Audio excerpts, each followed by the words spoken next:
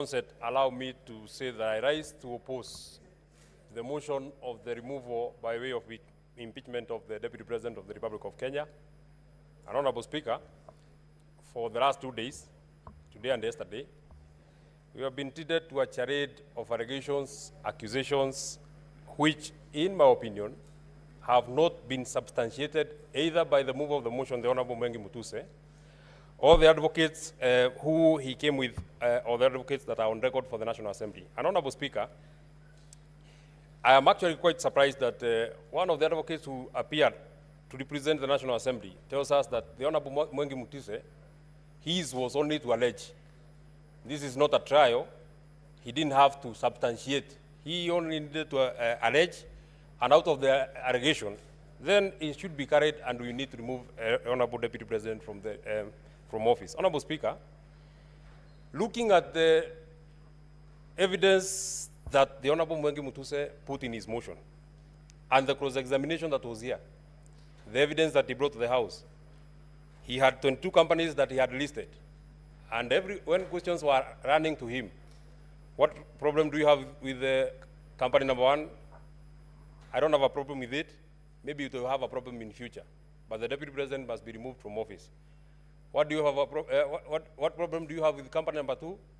I don't have a problem with it, but it might have a problem in future, and the Deputy President must be removed from office. And he kept telling us, I don't have a problem with the next one, the next one, the next one, the next one, but the Deputy President has to be removed from office. Honorable Speaker, I posed a question to the Honorable Mwengi Mutuse. He alleged that the Deputy President has a dairy farm in Nyandarua County. The fairest thing, or the least that anybody would do to such an accusation, you need to tell us where in Nyandarua is this land, at least remotely tell us what is the title number, so that even if, as the area senator, if I want to verify that indeed the Deputy President has a dairy farm in Nyandarua, there is something that I can look at. Honorable Speaker, he said, I don't know, but the Deputy President has to be removed because it is time to remove the Deputy President. On the question about Meru, where is the title number? I don't have it, but the Deputy President has to be removed from office. His wealth is 5.2 billion. Have you done a valuation? I don't have a valuation. I don't have a valuation. I don't mind. The Deputy President has to be removed from office. There is no evidence that I have in record. I don't mind. The other funnier question that we had, Honorable Speaker, is that the Deputy President has an allegation of insubordination. And the insubordination can only be sanctioned by the immediate supervisor of the Deputy President. The immediate supervisor of the Deputy President is the President. Is there any affidavit that the President has complained that there has been insubordination by his own deputy? Nothing.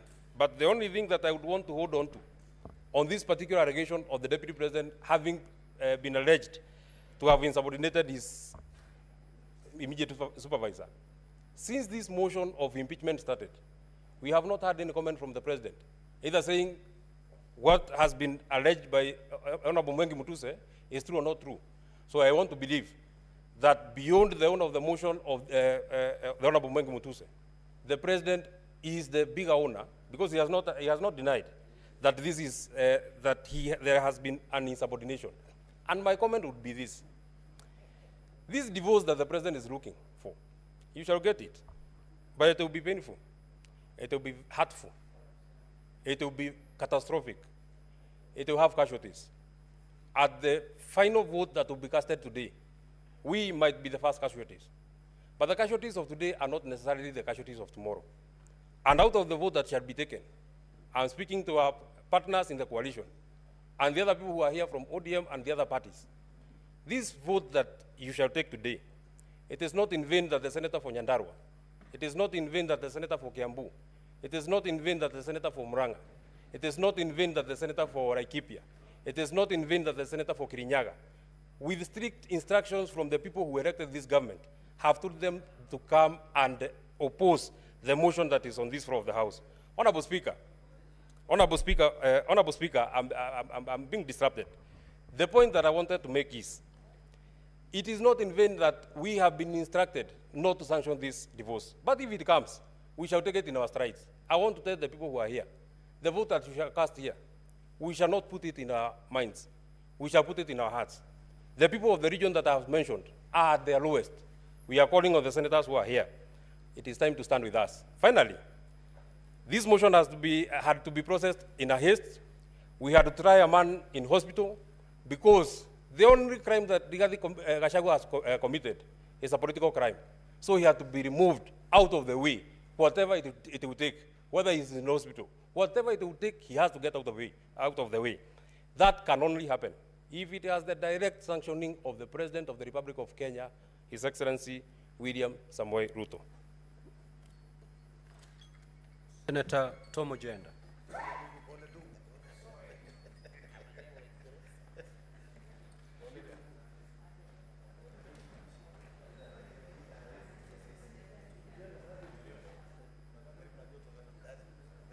Honorable Speaker, it is with a heavy heart that I stand in Senate today to comment on the motion and the 11 charges that have been proffered against the Deputy President, His Excellency Rigathi Gachagua. During today's session, when the advocate for the Deputy President made a presentation, I posed a question to the advocate. And the question, Mr. Speaker, sir, related to the share question which informs count one. Count one is on gross violation of Article 10.2, Article 73, Article 75, 129, 147, and 131 of the Constitution.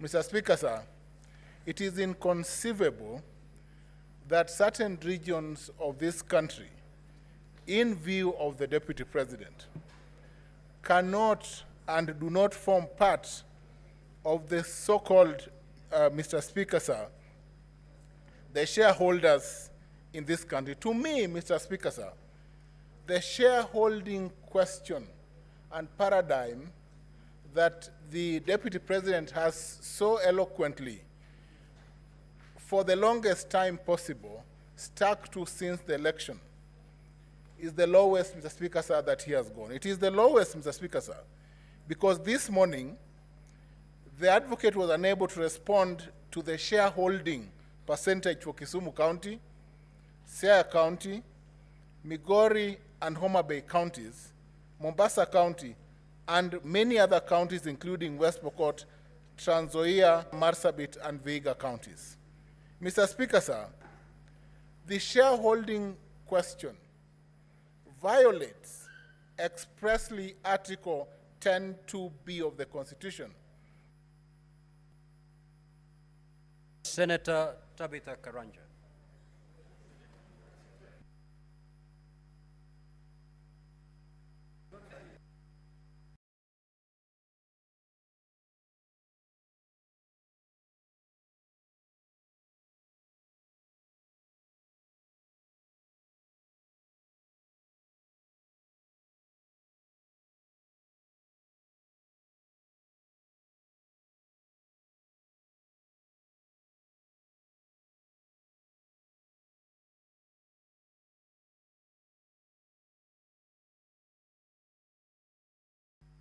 You have 2 more minutes. It's a system flow. Speaker, I thought that was rigging. I thought that was rigging. But Mr. Speaker, sir, may I move to just conclude, to move? Mr. Speaker, sir, the presidency of this country, and we have moved under Articles 145 to 150 of the Constitution to impeach the Honorable Deputy President. The embodiment of the role of the President at Article 131 of the Constitution, Mr. Speaker, sir, the President is the embodiment of this country. He represents this country, and therefore, Mr. Speaker, sir, any coalition agreements of any nature must crumble in the face of Article 131 upon election. The President and his deputy, who is his assistant, must, Mr. Speaker, sir, embrace the principles of inclusivity and Article 10 and be the face and represent all the people of this country. Submissions made by councils for the National Assembly to the effect, Mr. Speaker, sir, that any instrument, be it a political agreement deposited with the registrar, Mr. Speaker, sir, that violates this principle of necessity, Mr. Speaker, sir, are unconstitutional. And it is in the face, Mr. Speaker, sir, of this first count that I will vote in favor of the impeachment of the Deputy President. Mr. Speaker, the other counts that are set out and that relate to violation of the principles of national cohesion, Mr. Speaker, sir, have been proven by the submissions made before this House this afternoon. Violation of Article 147 and 152 of the Constitution have been proved as set out in the charges framed by the National Assembly. Mr. Speaker, for the first time, let me say this, that this country must pull together in one direction. And that direction, if the President, Mr. Speaker, sir, and the Deputy cannot work together, then the interests of this nation cannot be safeguarded by allowing the Deputy President to continue being in office if his ideals are clearly in contravention or oppose the ideals that are held by the President of this country. We must support His Excellency President Ruto to run this country in a coordinated manner that Mr. Speaker, sir, brings together all the citizens of this country in a manner that coalesces all the 45. Senator Tabitha Karanja.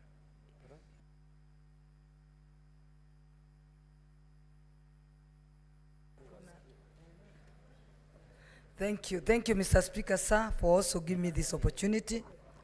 And I want to take this opportunity and convey my pole to the Deputy President, and we wish him a quick recovery.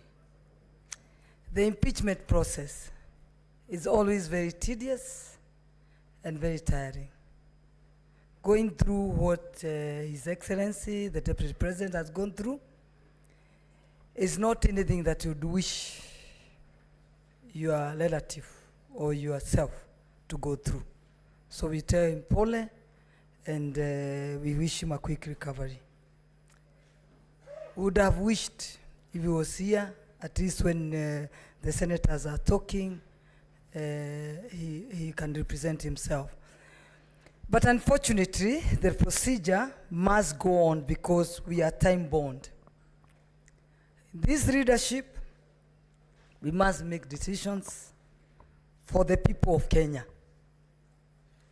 As myself, Tabitha Karanja, the Senator of Nakuru County, I pray to God to give me wisdom to make the right decision for my people.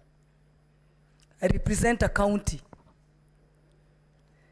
that is a home for 42 tribes. Nakuru represents Kenya. Meaning, I must make the right decision to ensure that there is peace in our county. But I want my Nakuru people to trust me, Nakuru people, the people I represent, that I will make the right decision for them. When you look at the economic front, we all know the people who lead the economy of this country. Let's say the manufacturing, the hotels, insurances, the finance institutions. Unfortunately, I also come from that world.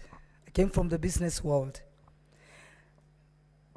The people driving this economy, all what they want is to ensure that there's stability in this country.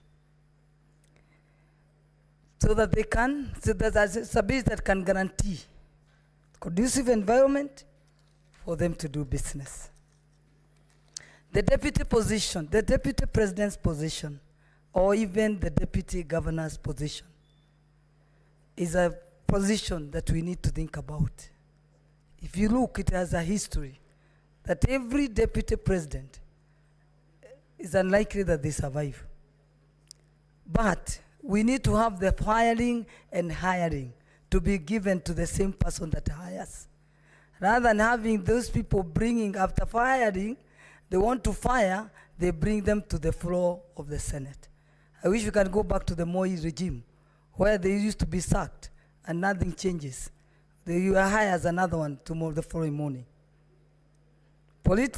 Fortunately, the political formation in this country have representation from different communities. I know we are always asking where we are, but when the boss says he doesn't want the person that is hired, a manager, it is very, very hard to say that you can save that person, because even if you save him, where is he going to work? He may even find the offices are locked. So I think he make the right decision to ensure that this country moves, because all what we are looking for is stability of this country. And I know when I'm in this floor, if we're unlikely that we don't save the deputy president of the Republic of Kenya, the one we have, that deputy president came from one community. I just pray that that position will be returned to the same community. Thank you, Mr. Speaker, sir. Asante. Senator Okoit Omtata.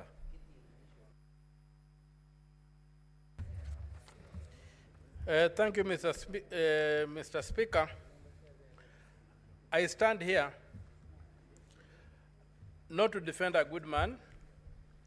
It's not important whether His Excellency the DP is a good man or a bad man. I stand here to defend the oath of office that I took to defend the Constitution of Kenya. And that includes giving the devil his due. When the people of Kenya, during public participation, were screaming Kufa Makanga, Kufa Ndereba, they were opposing selective prosecution. They said if Parliament has held people accountable, it should not be selective. And I stand here to look at whether this House has complied with the Constitution. Article 150, Clause 2, on the removal of the Deputy President. The grounds for impeachment are set out in Article 145. And pursuant to Article 145, it is purely a political process, but bound by law, especially Article 25, Clause C, which requires that somebody is given a fair hearing.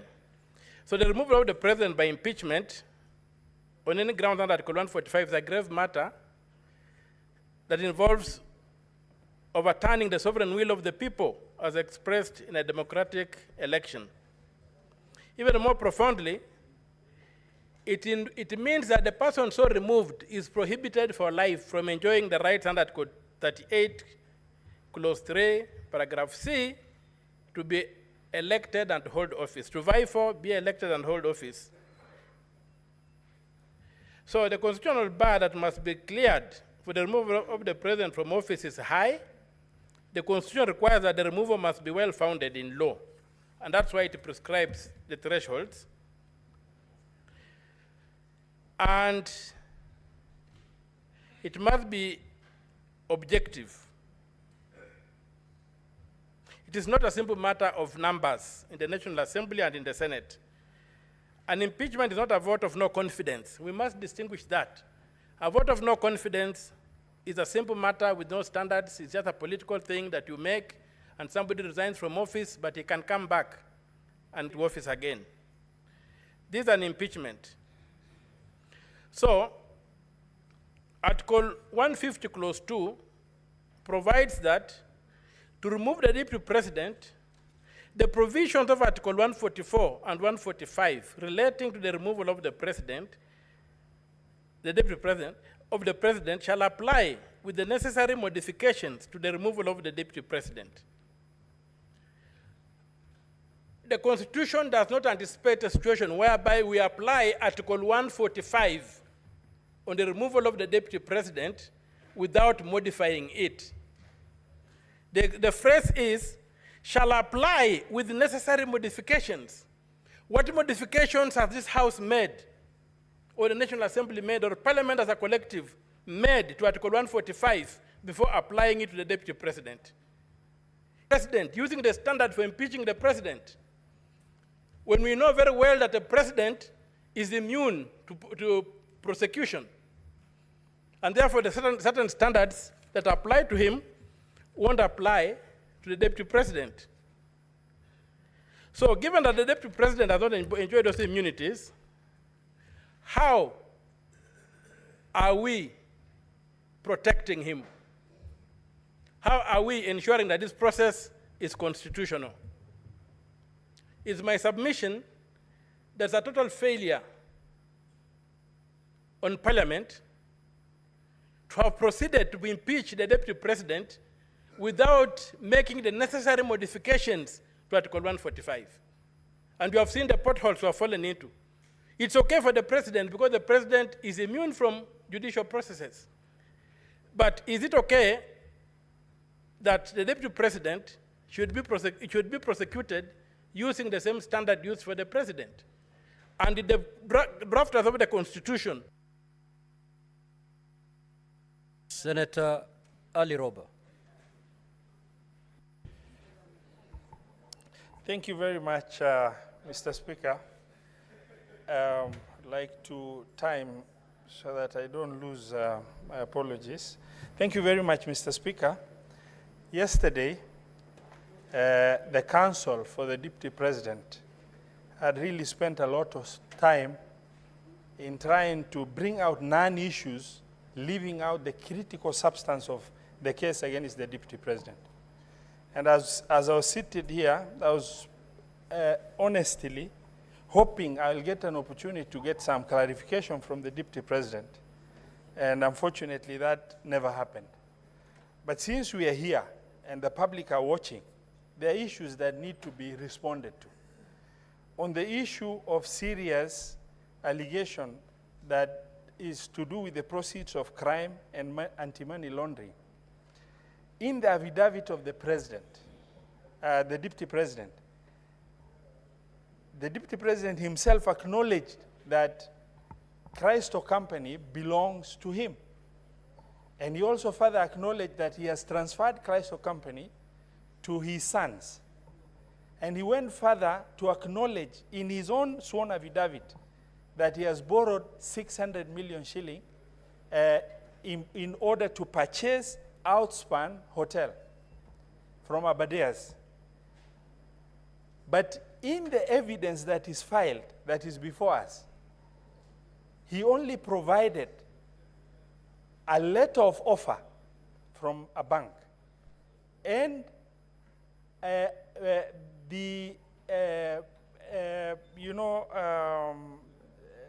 resolution of the company. But he failed to provide, and all of us understand the loan process and how tedious it is. The deputy president failed, and if you are accused and you are threatened to be removed from the office of the deputy president, I believe that the least that was expected of the deputy president and his legal team is to, get with clarity a closed loop by providing the evidence that is required.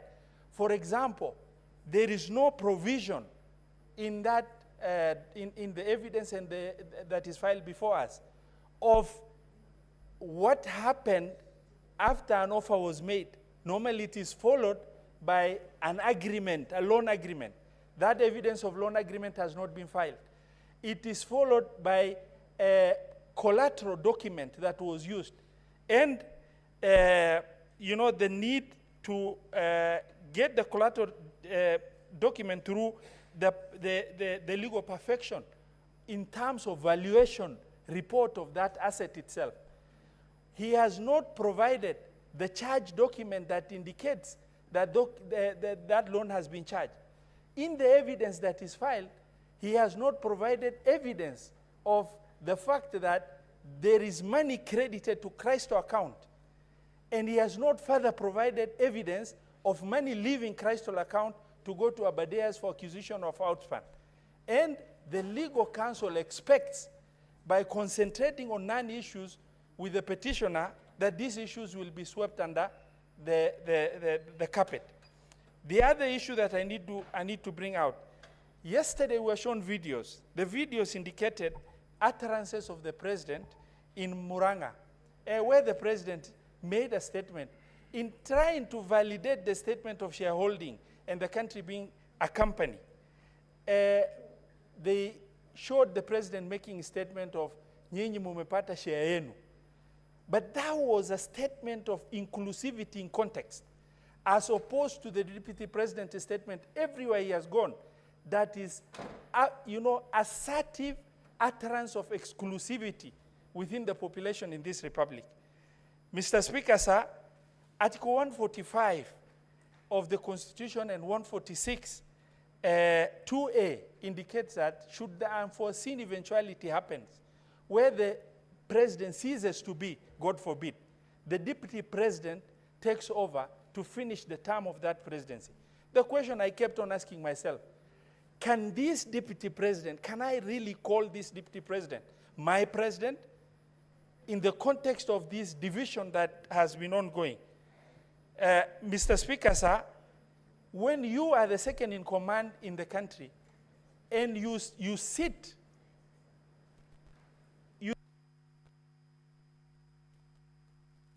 Senator Karungo. Senator Karungo. No, I want to speak from the floor.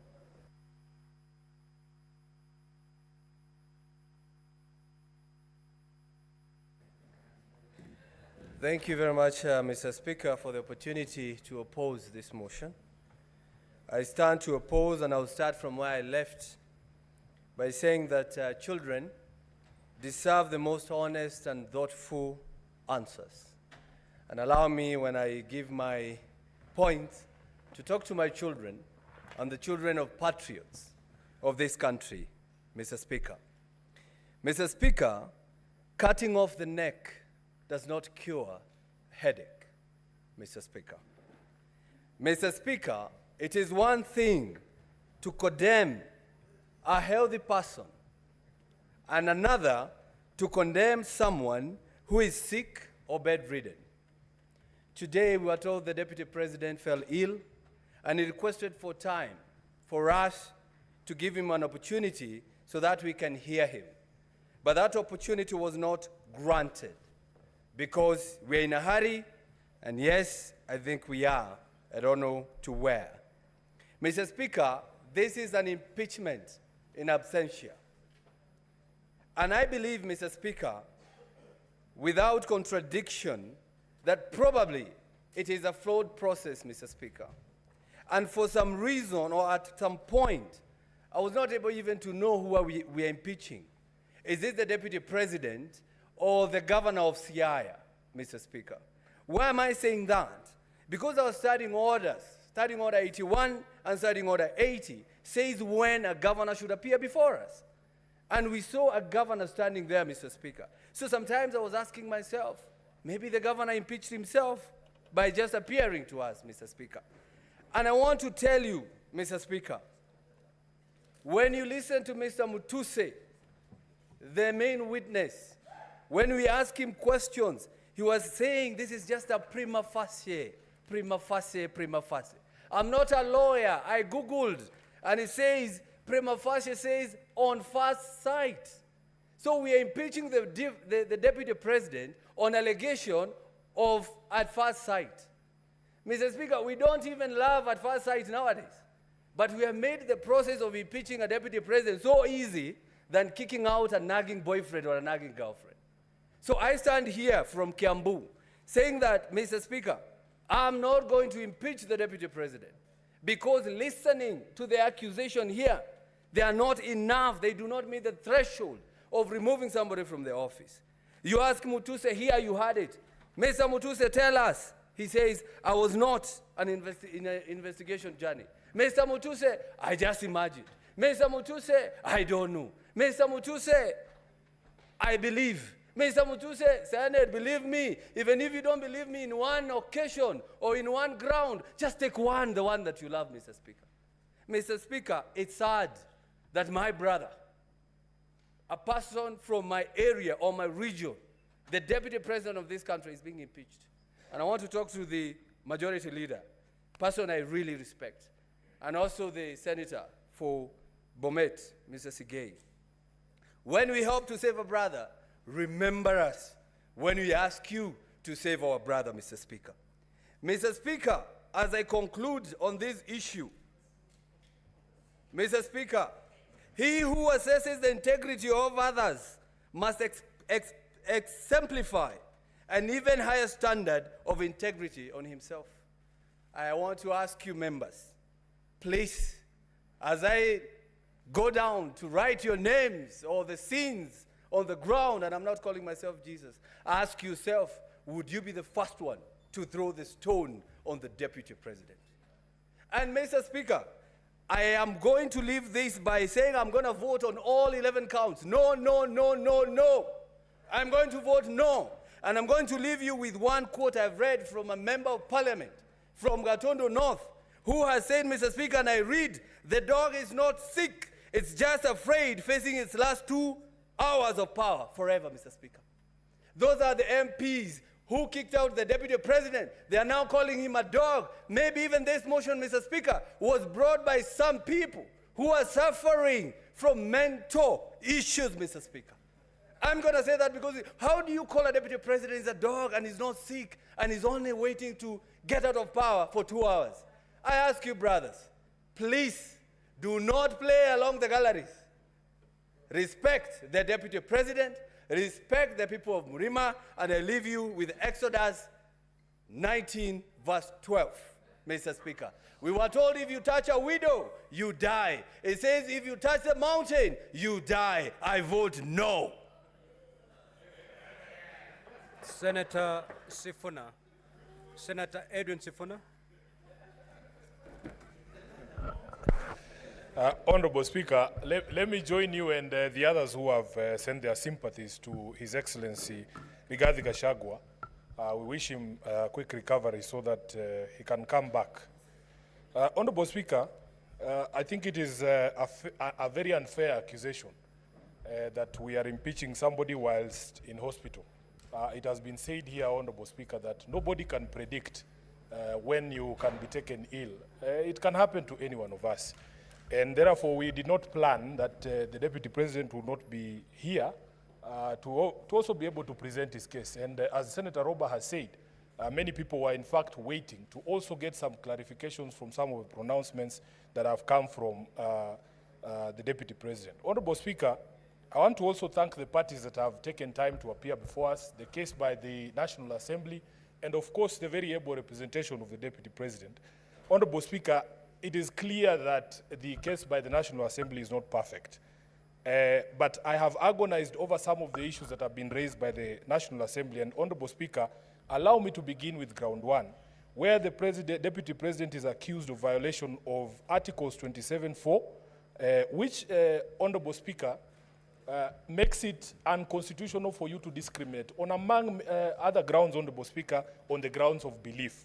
Secondly, Honorable Speaker, there is also an express provision under Article 73 on the same and Article 33(3)(d) that specifically deals with speech, Honorable Speaker, that constitutes advocacy for hatred on the basis of discrimination.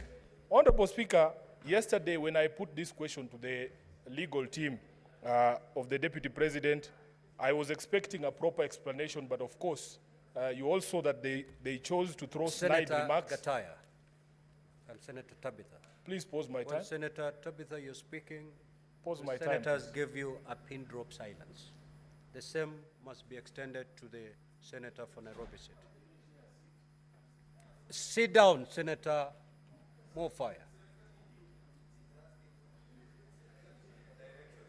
Proceed. So, Honorable Chair, Honorable Speaker, yesterday when I put this question seeking clarification to the defense team, they chose instead to make snide remarks about appointments that have been made recently of members of my party, ODM. Honorable Speaker, I have agonized about some of the things that the Deputy President has said. In fact, in my entire time as an elected leader, I've met the Deputy President only once, and this is the second occasion when he was in the House. And both of them, honestly, were very sad events. The first one was a funeral, and these proceedings can also be likened to a political death if the House decides to impeach him. But Honorable Speaker, on that occasion, I did tell him to his face my position on some of the utterances that have come from him, that in fact, I strongly objected to those pronouncements. His legal team sought to hide behind these coalition agreements. I have agonized over what to do with an agreement, Honorable Speaker, that ousts the mandate of constitutional bodies. For instance, Honorable Speaker, you are told that in the agreement, positions that especially are essentially are supposed to be available to all Kenyans through advertisement by the Public Service Commission, like permanent secretaries, have already been dished out. So what am I supposed to do with a contract that ousts the mandate of the PSC, a constitutional body? What am I supposed to do with a contract that ousts the mandate of this House, Honorable Speaker? For instance, to vote for the person who sits in the chair that you sit in. And if memory serves me right, Honorable Speaker, members who are not signatories to the coalition agreement of Kenya Kwanza, in fact, participated in voting for you to become the Speaker. And many of them were members of my political party, ODM, although, of course, I was not one of them. Honorable Speaker, there is a position in law about what to do with illegal and unconscionable contracts. I feel that the Deputy President wasted an opportunity to give clarification on his pronouncements that, Honorable Speaker, he chooses to hide behind a contract that I consider unconstitutional is something that I have agonized over. Honorable Speaker, one of the questions that was posed to him is what, I remember a discussion about which is what are the strongholds of ANC and Ford Kenya. And somebody said that it is Western Kenya. Honorable Speaker, as SG of ODM, I know for a fact that Busia County is an ODM county. In fact, if you look at the statistics at the Register of Political Parties, the county with the highest membership in ODM is not Homa Bay or Siaya. It is actually Busia County. So the question I'm being asked by my members from Busia is, Honorable Speaker, if a member of ODM who resides in Busia wanted to be a permanent secretary, does he take his application to the local Ford Kenya office so that he can access the 30% for Western Kenya? And that is the agony, Honorable Speaker, that people are going through. Honorable Speaker, there was also the conversation around the public attacks on a judge. As a lawyer, as an advocate of the High Court, sworn to defend the Constitution, I agonize over what I'm supposed to do with public attacks on judicial officers, Honorable Speaker, people that I appear before seeking justice for my clients. Honorable Speaker, we have a discussion around also attacks on intelligence institutions in our country and the Director General of the Intelligence. Honorable Speaker, it was argued here that in fact, as a member of the National Security Council, the Deputy Speaker has a forum, the Deputy President has a forum to bring up Senator Karen Nyamu.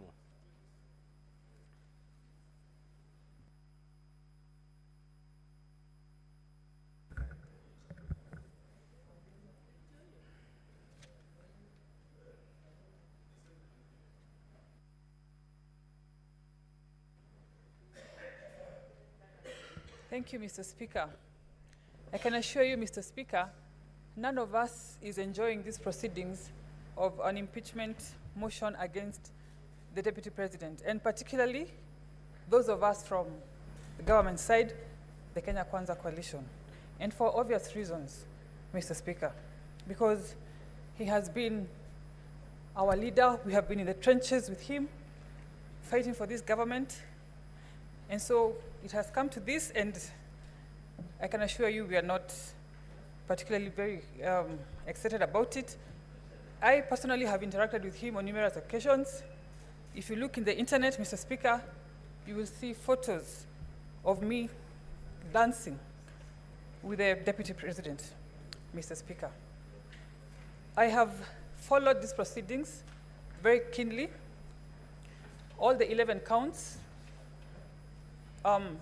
one that the gross violations of the Constitution, Article 10(2), the one that talks about the conduct of public officials, including the Deputy President, the one that talks about him being a principal assistant of the President and an extension of the presidency, Article 147, that talks about his insubordination, and one that Sifuna has talked about, Article 160, that deals with undermining public institutions, and particularly the judges, Mr. Speaker.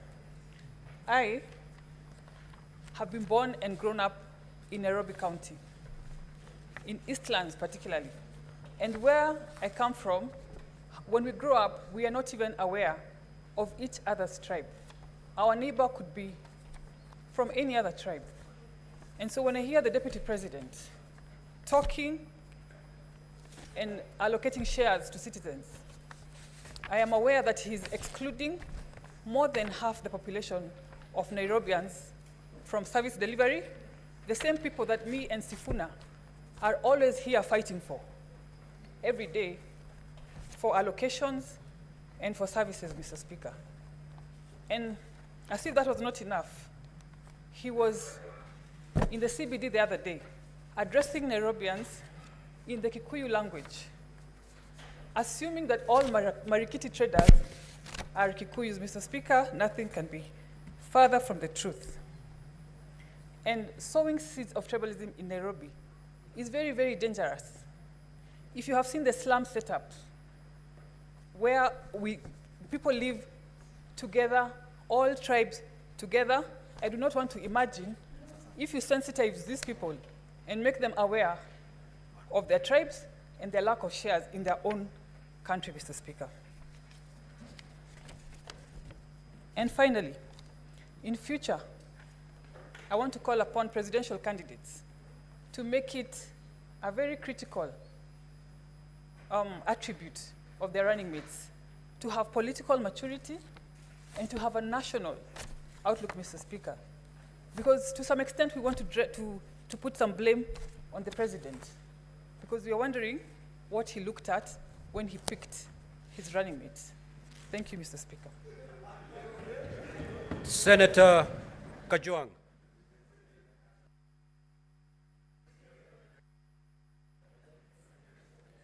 Mr. Speaker, as I make my comments on this motion, I'd like to wish the Deputy President of the Republic of Kenya, Rigathi Gachagua, quick recovery. He is still the President of the Republic of Kenya as at 9:19 p.m. on the 17th of October until any decision is made. He's still the Deputy President of the Republic of Kenya. We pray that God gives him the strength and God gives him good health to continue pursuing that responsibility. Mr. Speaker, the Council for County Assembly began his opening statement and his National Assembly, that is the Venerable James Orengo, with a quote from Scripture. Mr. Speaker, allow me also to go to Scripture. And this time I will go to the book of John. In the book of John, chapter 8, we get the story of the adulterous woman. Mr. Speaker, Jesus Christ is teaching his disciples at the temple early in the morning, and the scribes and the Pharisees early in the morning drag a woman to his presence and say that this woman has been caught in the act of adultery. The Bible says that she has been caught, and I quote, in the very act of adultery. Mr. Speaker, what surprises me in this passage is that the woman who was caught in the very act of adultery has been produced, but the man who contributed to the adultery was not brought before Jesus Christ in the temple. Mr. Speaker, we have a man who has been brought before us for impeachment. We have been told that he's been a political adulterer. We have been told that he has grossly violated the Constitution and the laws of the Republic of Kenya. Mr. Speaker, adultery takes two. It takes two to tango. Like that woman in the book of John, I don't know whether they went for the men who cajoled her, who seduced her, who connived with her, and who paid her for the act of adultery. Mr. Speaker, in this Republic of Kenya, we must drain the swamp of adultery. And today, just like back in the days when the law of Moses required that a woman who had been convicted or accused of adultery ought to be stoned to death, Unfortunately, Mr. Speaker, it looks like the same punishment was not prescribed for men. It was just for women to be stoned to death, and yet it takes a man for a woman to commit adultery. Tonight, because the Constitution of the Republic of Kenya is just like the law of Moses. It says if you are found guilty of political adultery, you should be stoned to political death. It is called impeachment. You are sent into political purgatory for 10 years. You cannot run for office. Mr. Speaker, we must deal with the law as is. The law as is requires us that the woman or the man accused of adultery must be stoned to death in this chamber. That is the law as it is. But, Mr. Speaker, we must make sure that we bring those other men and women who commit and who encourage people to go into adultery so that they also face the same sentence and they also face the same judgment. Mr. Speaker, I am convinced that political adultery has been committed in the case before us. There has been a conversation about a dubious shareholding structure of the Republic of Kenya.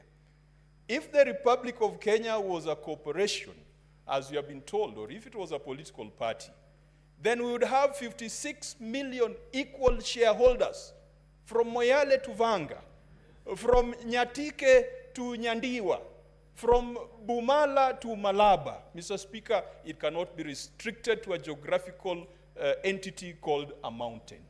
Mr. Speaker, I am convinced that political adultery has been committed in the intimidation and threats to judicial officers. I am convinced that political adultery has been committed in public attacks on our intelligence service. Mr. Speaker, where I come from, if you find your father naked, you don't proclaim his nakedness, you cover him. And we cannot then proclaim the nakedness of our intelligence service. Mr. Speaker, I am convinced that the Deputy Speaker has committed political adultery. Sorry, the Deputy President has committed... I am sorry, Deputy Speaker, has committed political adultery. And Mr. Speaker, for... Your time is up. Your time is up, Senator Murango.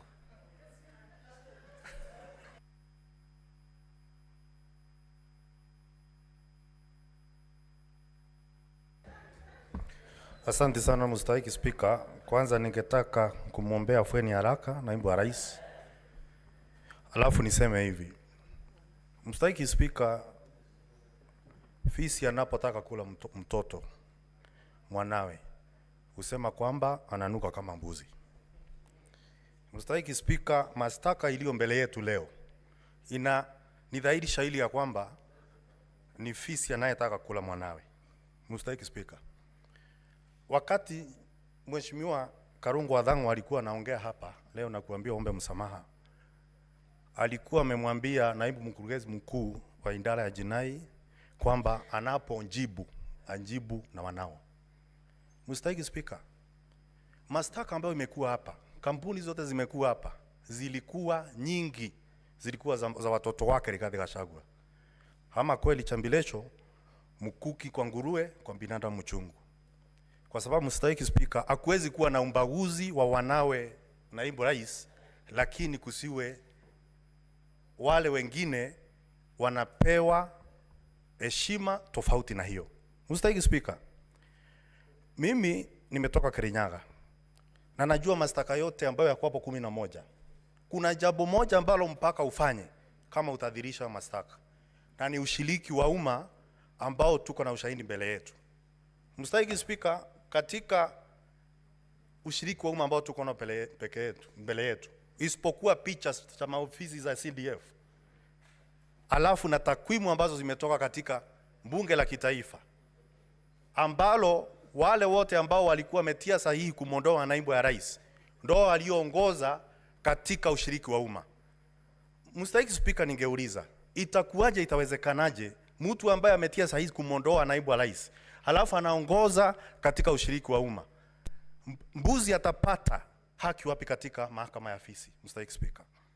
Mstahiki Spika, ningetaka niseme ya kwamba ni rais kuangalia mashtaka na kuyaona kama inafaa kwa naibu wa rais ambaye ako hospitali. Najua ya kwamba naweza kuwa nimesimama hapa napoteza kuni nikichemsha mawe. Najua ya hivi. Lakini fisi alisema siku moja, hata aliambia mawe siku moja, hata kama hujaongea umesikia chenye nimesema. Mstahiki Spika, katika mashtaka yaliyo hapa, na sisi tunafaa kuongozwa na ushahidi, sio riwaya, sio hekaya za mbunwasi, sio fasihi, Mstahiki Spika. Lakini tunazo hapa, Mstahiki Spika, zote ni hekaya za mbunwasi. Hakuna ushahidi wote ambao tumepewa mbele yetu.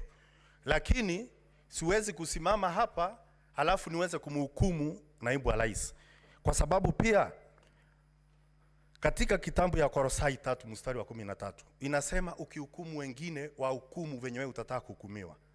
Sasa Mstahiki Spika, itakuanje kwamba walioorodhesha mashtaka yaliyo hapa na kosa kuleta ushahidi tunafaa tuamini leo?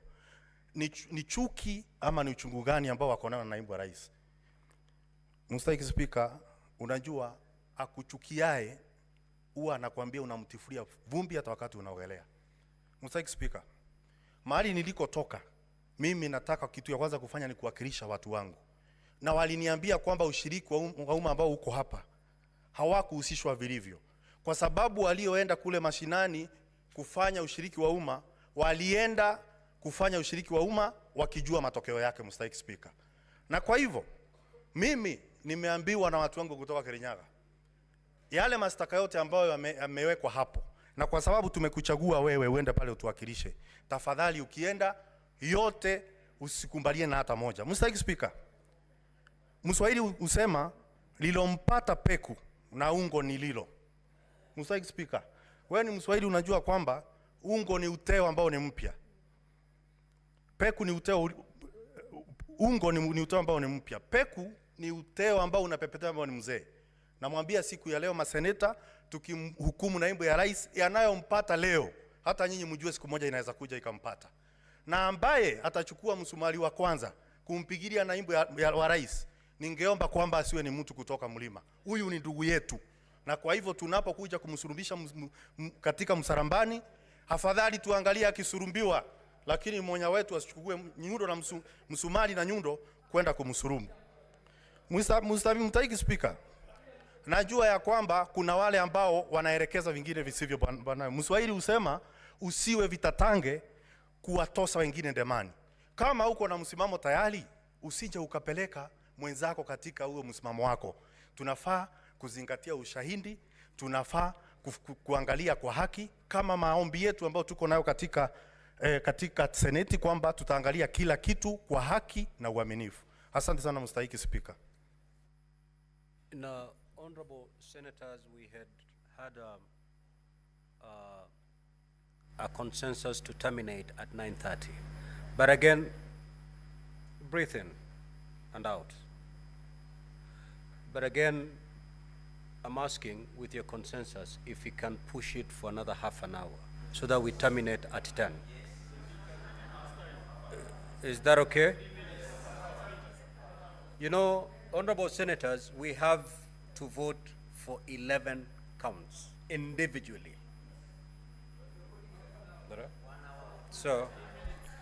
So we will do an extra half an hour, then we terminate. The Honorable Olekina, Senator. Thank you, Mr. Speaker. Mr. Speaker, this evening, let me disabuse this notion that an impeachment process is an attack of the mountain region.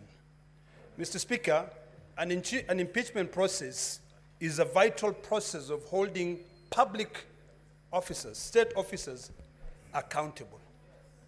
Mr. Speaker, I've heard on various occasions from my colleagues, those who oppose this motion, that we are targeting the mountain.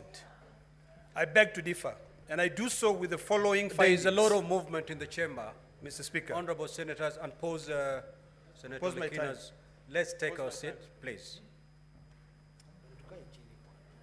And let us hear the Honorable Senator in silence. Thank you, Mr. Speaker. Let me begin again by saying I want to disabuse this notion that an impeachment process is an attack of a region. It is not. It is holding, it is a constitutional process. that this House has been given the task to be able to hold public officers accountable. Today, we are discussing the impeachment of a deputy president. Tomorrow, we might be discussing the impeachment of a president. We have constantly debated impeachment of governors here. I've never had at one given time when people come up and say we are targeting a particular community. We are not, Mr. Speaker. Mr. Speaker, we have been entertained this afternoon or the last 2 days with the defense alleging that the shareholding utterances made by the deputy president is that he was referring to the shareholding of a coalition agreement. And Mr. Speaker, we were demonstrated here that the Kenya Kwanza coalition agreed upon how they can be able to share different, positions in government. In fact, I thought they would say that the Speaker of this House was also negotiated. I believe when the Speaker of this House was proposed to be voted for, he was voted for by all the senators. And never have I seen the Speaker giving preference to the people of the coastal region. So, Mr. Speaker, I find I'm not convinced by the defense that the shareholding being uttered by the Deputy President is based on a coalition agreement. Mr. Speaker, the defense attempted to respond to the allegation on ground 8, whereby they say that the utterances of the Deputy Speaker violate Section 132 of the Penal Code. It is important for us to know what Section 132 of the Penal Code says. It actually makes it illegal to utter, print, or publish words or acts that brings into contempt the lawful authority of a public officer. The decision made by Justice Esther Maina in her capacity as a judge of the High Court is protected by the position that she holds. So it is a bit nonsensical for the Deputy President to go out in public, instead of following the due process of the law, to be able to go out and appeal the decision of that judge. Until today, Mr. Speaker, the coercion which was used to be able to return the 200 million shillings back to the Deputy President, that money must go back to the public. Mr. Speaker, the Deputy President has got a forum. Article 240 of the Constitution puts him as one of the key members in the National Security Council. He has got a forum to be able to go out there and express his dissatisfaction with the NIS. When he calls a press conference and outright says that the Director General of the National Intelligence has completely brought that service into a halt, he was exposing the secrets of this country, and what he was doing is that he was actually saying that we have got no control. Mr. Speaker, if for anything, today I'll cast my vote based on various issues. 1, on shareholding. 2, on the violation of Section 132 of the Penal Code. 3, on the issues of coercion. I listened to the gentleman from Kempsett this afternoon when he said that he had to sit for hours at ESCC to be able to come out with one billboard. One. He was called on the 11th. When the defense were trying to justify that, instead of actually reading the recommendation made by the Senate, they were going through the submissions of one of the witnesses who appeared before my Committee of Health. So, Mr. Speaker, I'm convinced. Senator Seki. The senator was elected by the people of Kajiado. Thank you very much. Thank you very much, Honorable Speaker. I also want to put my voice to this motion of the proposal to removal of the Deputy President of the Republic of Kenya, Honorable Gachagua'S, as a motion by Honorable Mutuse. I want to say that the grounds that has been put to this House from number 1 to number 11, Honorable Speaker, I thank the legal counsel of the Deputy President for interrogating the witnesses, more so Honorable Mutuse being the lead witness and the mover of the motion. Honorable Speaker, I want to put to this House that I am unable to see evidence that has been put in place for the 11 counts, 11 grounds in this motion. Honorable Mutuse was unable to demonstrate on issues that has been raised in this motion. Particularly, can go to 1 or 2, the motion or the counts 7 or charge 7, where the Deputy President was alleged to have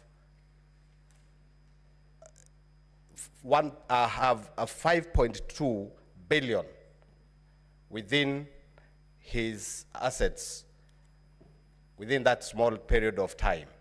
Honorable Speaker, I understand that this witness was not able to explain and demonstrate that the Honorable Deputy President got the 5.2 billion because of the contracts that he has done with the government.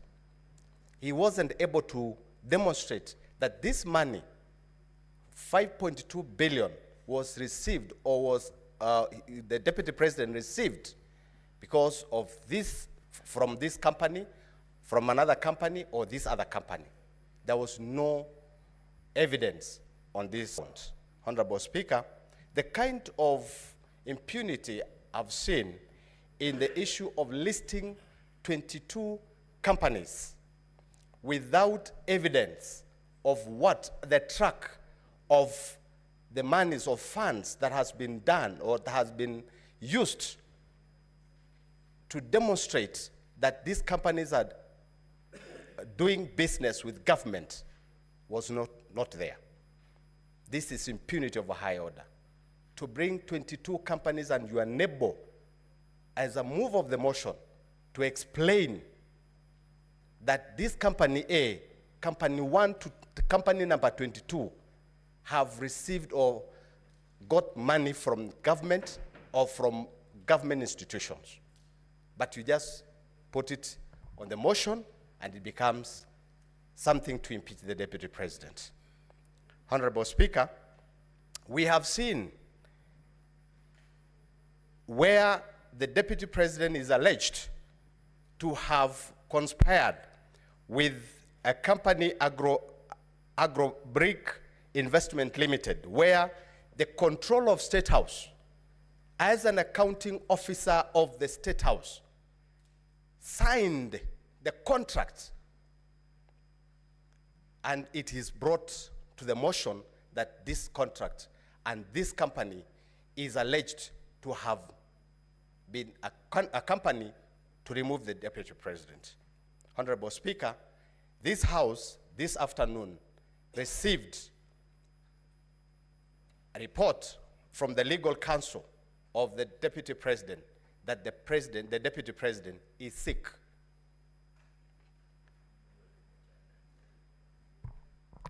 Now, we are ready. Senator Faki.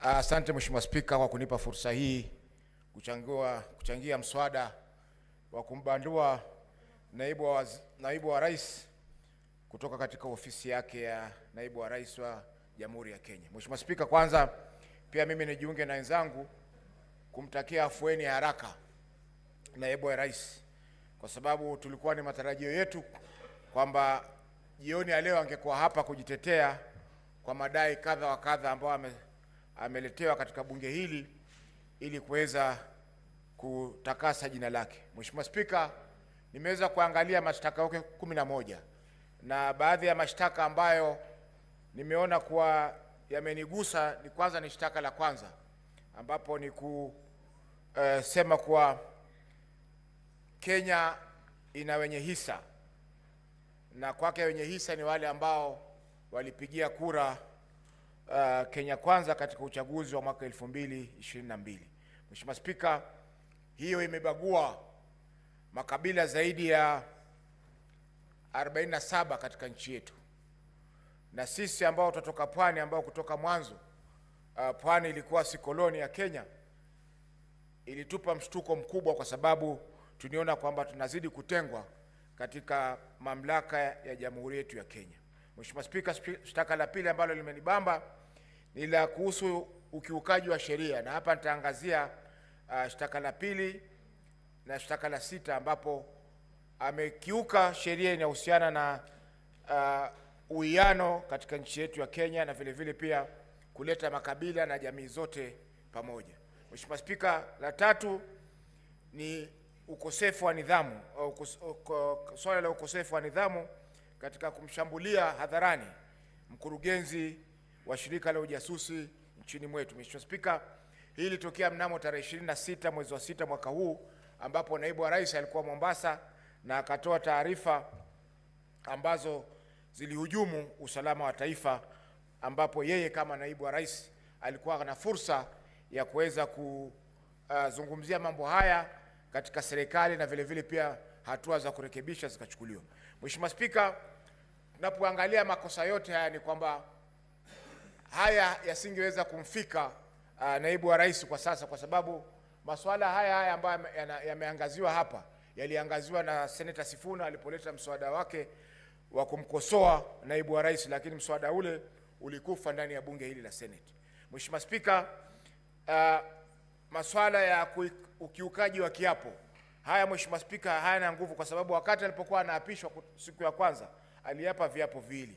Kwa hivyo hatujui ni kiapo kipi ambacho alikikeuka wakati Mheshimiwa Muthusi alipokuja hapa na kuzungumzia masuala haya.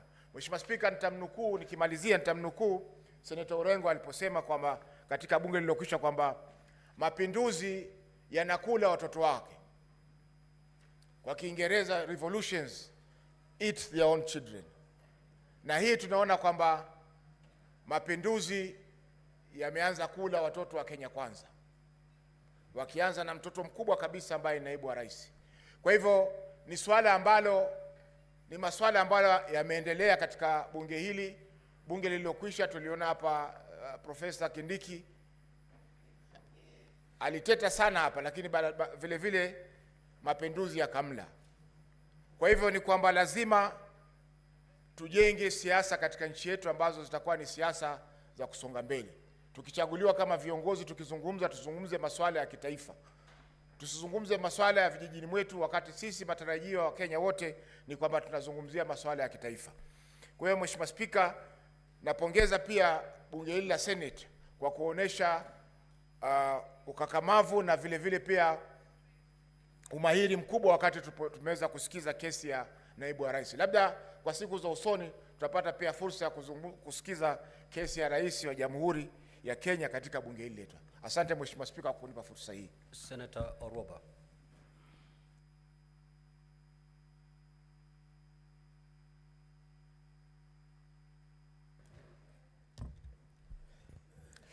Thank you, Mr. Speaker.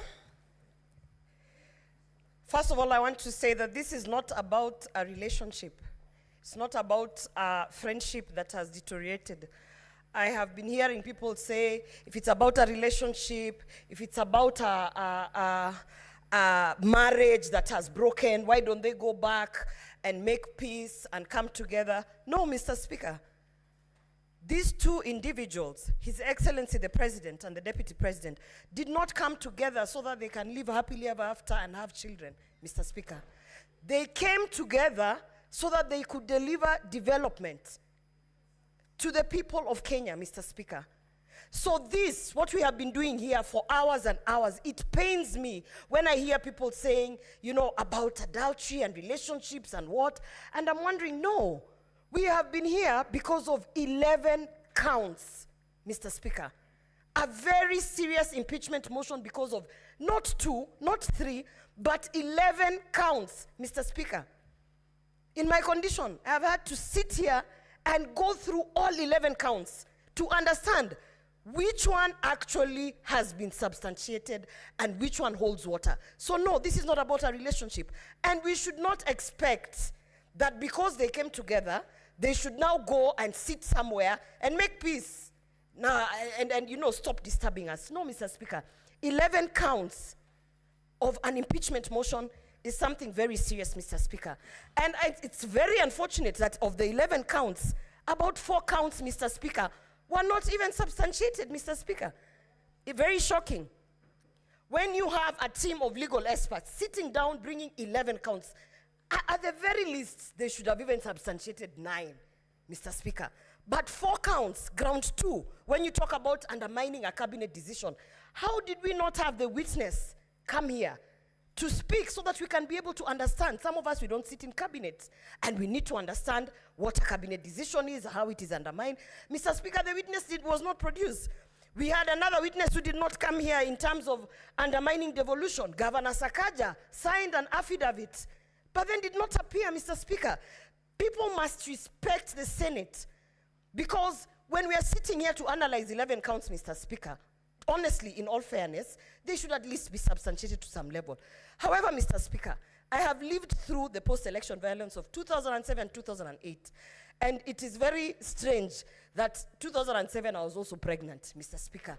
And when I remember, Mr. Speaker, the things that triggered the post-election violence, Mr. Speaker, in 2008 of January, it was such utterances such as Musiguze Mlima, Mr. Speaker.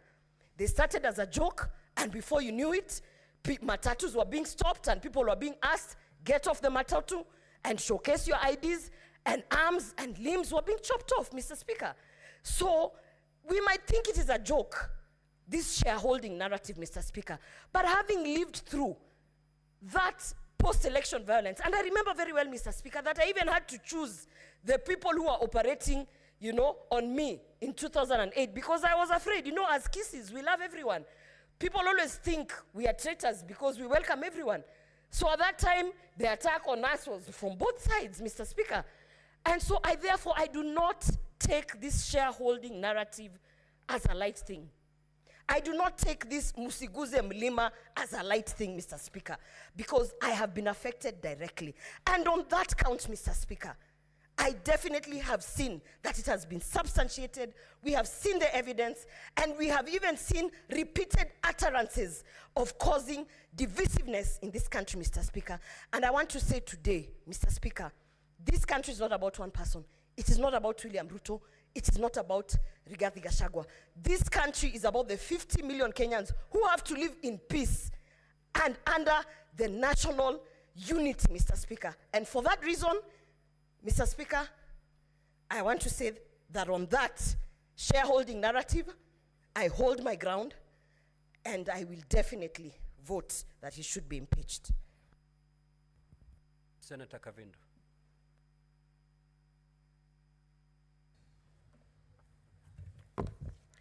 Thank you, Mr. Speaker, for giving me this opportunity.